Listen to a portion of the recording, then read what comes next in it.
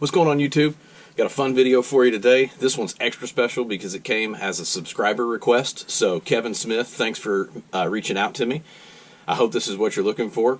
To the rest of you freeloaders, like I say in all my videos, if you want to see something, send me a message. If I know anything about it, I'll get a video, send it out to you. Let's get after it.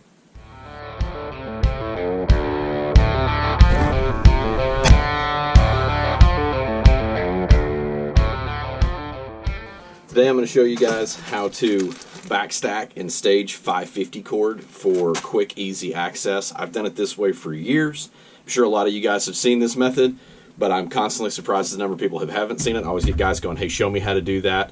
And one of you guys requested for me to make a video on it, so we're going to get into it. First thing we need to do is this process prep is a little bit time consuming, so I will normally do it sitting in my living room watching TV, but since we're in the shop today, I'm going to do it a little bit differently. First stage is staging your cord. You guys all know when you leave it in the bundles like this, how it comes from the store. When you go to pull it out, it knots up, tangles up. The way that I'm going to show you guys is going to reduce all that so you don't have to deal with it. But first thing we got to do is be able to stage it or get it prepped to do the work on it. When I'm at home, when I'm in my living room, I normally just cast it out across the floor. We're not in there, so what I'm going to do is I'm going to take my handy dandy rack up here, kind of backstack it on there, and then we'll get into the rest of the process.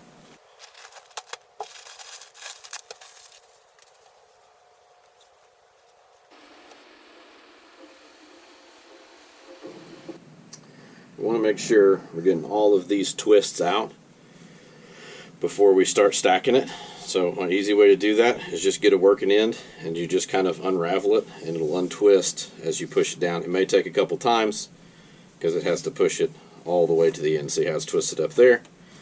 Once we get this bundle, it'll take a couple different times to get it worked out, but you want to do all your prep at the beginning because it will make the end product way easier. Okay, got my rope all untangled and staged so I can easily pull loops off of here as I'm working on it. And now we'll get it on the table and get started. Okay, since we have all of our rope staged on the rack, we can start here and just work with a small section at a time. This will make it so much easier as we go through the process.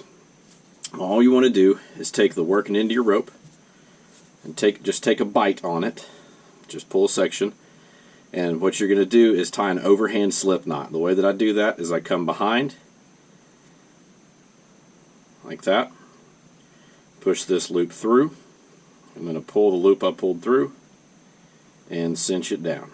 And I want to pull this end, I only want to keep about an inch of that tail right there. Okay, I've got a nice knot. Basically you're just tying an overhand slip knot or an overhand loop. I'm going to pull this down until it's small, about probably inch and a half. And all I'm going to do for the next one is take another loop and pull it up through here. I'll make this loop big so you can see, but when I pull, I want to pull this in that's going to tighten this loop down. So it will look like, see if I can lay it down.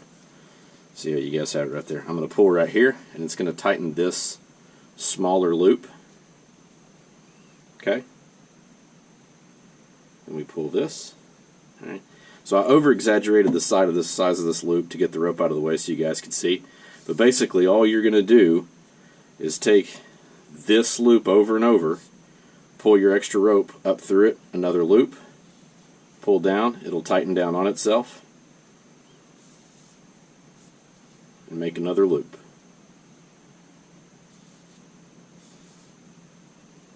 So it'll look like that. And the reason that we do this is whenever I want to access my cord, all I do is pull and it unravels down to that last knot. Easy unpull. Alright, so I'm going to get into it one more time. I'm going to loop around the back of the fingers, pull this through, right there. Take another loop, pull it through, rinse and repeat. Okay, so as I'm stacking it, pulling those loops, right, we've got a couple feet here. I got to one of these twists in the cord, right? And you'll get that, you know, if you've ever messed with it and you try to unstack it, it just kind of stays in there. What you can do is when you've got this makes it so much more manageable. All you want to do is take the twist out onto this side of it and basically untwist the whole thing, right? And now we've taken that twist out and we can keep on going with what we're doing. Good thing with this too is if you get interrupted or you have to stop to go do something else, you can leave it like that right there, and as long as nobody pulls on this section, it'll be just fine. So a lot of times what I will do is if I've got to work on it and I need to go do something else, I'll take a carabiner and I'll clip it through my loop. That way it can't get pulled through and I can pick right back up where I left off.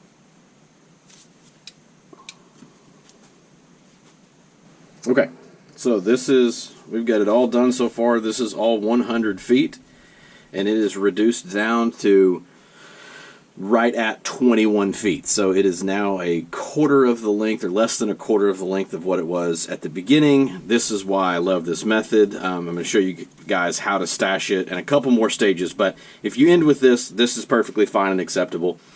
So the way to close off the end of it, you've got your last couple loops you can pull through, and I like to leave a 2 to 3 inch tail on this side, just so it's easier to designate. You know, this one ended up a little bit long, but I can look at it, and all you want to do is through that last loop, instead of pulling another loop, you're just going to pull that tail and pull it down, and now it won't pull out, right? If you want to stash it with a carabiner, I'll take the carabiner, go a couple loops back, and clip it through. This will allow me to clip it onto gear. I'll show you guys how I stage it in my gear, so it's easily accessible. But whenever you are ready to use it, all you're going to do is take this end, and you can even put a piece of tape on this end to help identify it. But you'll take this end, undo the tail that you pulled through there, and then all you're going to do, let me move this out of the way so you can see, is just pull, and it'll unravel, and you'll get however much you need. So I'm going to move over, show you guys a couple ways that I like to stage it in my gear, and then one more way to finish this out to make it even more compact than it is now.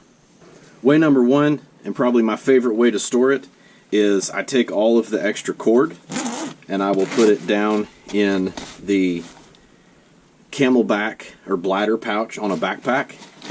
I zip it up, and then I pull the cord that I've got staged out through the hole that the hose would go through. Most of your packs have the space to line it. This even allows me to pull it and add it to the strap, so I've got access to it on my pack while I'm hiking or moving around in the brush. And what's great about that is it stays contained, so it's not dragging or hooking on stuff. If I need a small section of cord, all I have to do is unhook my carabiner, and I can hook it back here as kind of like a cord stop, pull that line out, and then pull through and never have to take my backpack off. This is my favorite way to stage it. This is way number one. I'm about to show you guys way number two. Okay, way number two is if your bag has molly webbing, you can just thread it or weave it in and out until you've got it stacked in there. Some guys will just leave it hanging off loops. I don't like that to hang. This is good and contained. Stuff's not going to drag on it. It's not as easily accessible, but what I do like about this is, say we've got it all threaded and I just need a small section, I can pull it out to that top loop or pull out a section of it, undo whatever I need, and then the rest of it stays contained in that. All right, on to way number three. Way number three is I like to store it in just a little cinch bag. This is, I mean, you can see this one's about the size of my hand, so it easily fits in a cargo pocket. I think this one was an old pair of rain pants. I have a ton of these bags lying around. Easily fits in a cargo pocket. You can clip that loop and hang it off of your belt loop so you've got everything stored, or you can leave it down in the cargo pocket and just pull out what you need as you need it, and then once again take your loop and unravel it. This is probably my second favorite way to tote it. I leave it stored a lot like this because it's kind of like your old throw bags whenever you're boating, but this makes it so much easier where you're not having to mess with all that cord. Okay, last we're going to move on to the fourth and final way that I like to stage it. Okay, for this way, it's not necessarily the most organized, but it's a great way to keep it all in one bundle and easy accessible. And all you're going to do is you're going to take this strand and basically do what we did with the one strand and go over it again, and it's going to greatly reduce this into a big bundle. So we're going to make that overhand loop like this, pull the loop through, tighten it down. It doesn't have to be super tight. It's kind of hard to see. It feels a little disorganized, but you'll see the bundle at the end, and we're just going to keep pulling it back through the loop on itself.